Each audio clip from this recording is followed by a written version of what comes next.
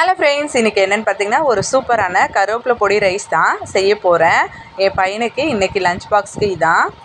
Already நான் கருவேப்பிலை பொடி எப்படி செய்யணும்னு சொல்லிவிட்டு வீடியோ போட்டிருக்கேன், மறக்காமல் பாருங்கள். நான் டிஸ்கிரிப்ஷன்லேயும் கொடுக்குறேன். இதுதான் கருவேப்பிலை பொடி எடுத்திருக்கேன். கடுகு சீரகம் எடுத்து வச்சுருக்கேன். கடலைப்பருப்பு உளுத்தம்பருப்பு 1 ஸ்பூன், ஒரு காஞ்ச மிளகா, வடித்த சாதம் எடுத்து வச்சுருக்கேன். கருவேப்பிலை ரொம்ப ரொம்ப நல்லது. முடிஞ்ச அளவுக்கு வாரத்தில் 2 டைம் ஆச்சு எடுத்துக்கோங்க. இப்போ 2 ஸ்பூன் அளவுக்கு ஆயில் ஊற்றிட்டேன். கடுகு சீரகம் 1 ஸ்பூன் போட்டுடலாம். நல்லா பொரியட்டும். இப்போ கடலைப்பருப்பு உளுத்தம்பருப்பு ஆட் பண்ணிவிட்டேன். ஒரு காஞ்ச மிளகா, ஏன்னா நம்ம பொடியில் மிளகுலாம் ஆட் பண்ணியிருக்கோம், அதனால் காரம் கரெக்டாக இருக்கும்.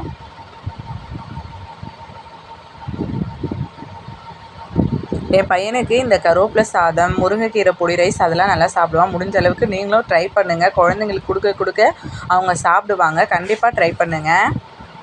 இப்போ நல்லா ஃப்ரை ஆகிடுச்சி. இப்போ நம்ம கருவேப்பிலை பொடி ஒரு 3 ஸ்பூன் அளவுக்கு ஆட் பண்ணிக்கலாம்.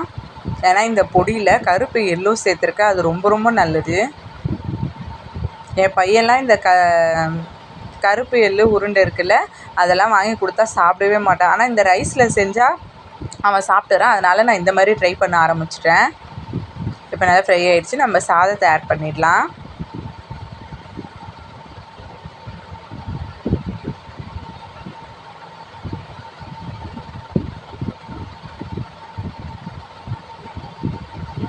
நல்லா கலரிடுங்க. இப்போ தேவையான அளவுக்கு சால்ட் ஆட் பண்ணிடலாம்.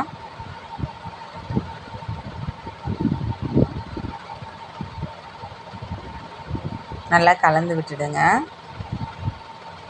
இப்போ ஆறின உடனே நான் டிஃபன் பாக்ஸில் பேக் பண்ண போகிறேன்.